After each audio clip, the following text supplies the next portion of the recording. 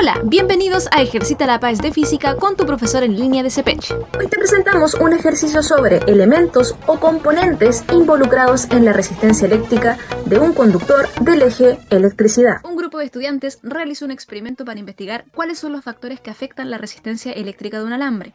Para ello conectaron diferentes alambres a un dispositivo de medición que genera un voltaje continuo y constante que permite registrar la resistencia eléctrica del conductor.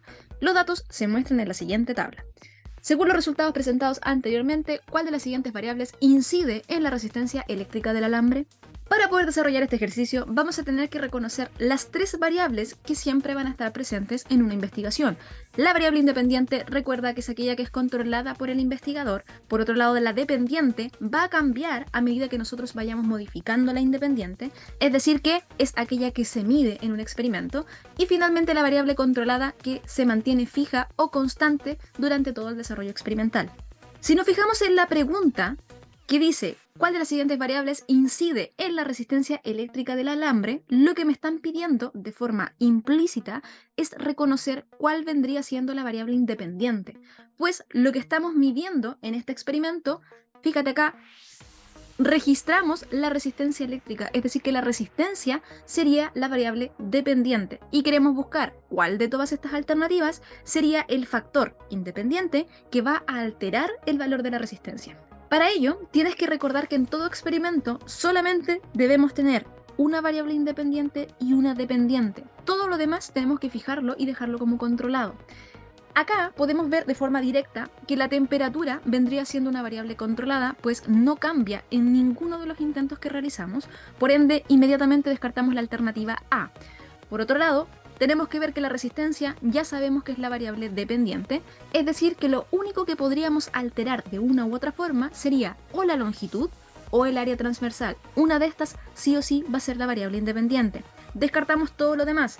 Vemos que la alternativa C me indica el voltaje, lo descarto. Fíjate que incluso en el enunciado mencionan que el voltaje es constante, por ende descartada alternativa C. Por otro lado, no me entregan ningún dato acerca de la intensidad, así que por este motivo también descarto la D. Estamos entre la B y la E. Veamos, si queremos que la longitud del alambre sea nuestra variable independiente, debemos fijar todo lo demás, es decir, que el área tiene que ser constante. Por ello, vamos a buscar en cuál intento el área se mantuvo constante. Eso sería en el intento 3 y en el intento 4. Fíjate que acá en ambos se mantuvo constante el área y se alteró la longitud, 15 y 20. Veamos si al cambiar esta longitud se vio afectada el valor de la resistencia.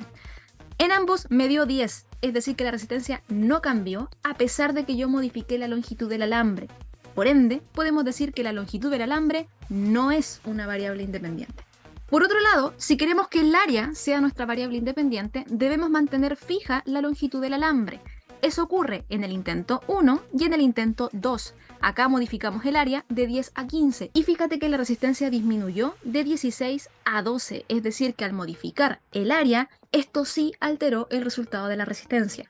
Por ende, el área sería una variable de tipo independiente para este experimento en particular. Es decir que la respuesta correcta para este problema era la E. Si te gustó este video, dale like y síguenos en nuestras redes sociales. CPECH, el Preuniversitario de Chile.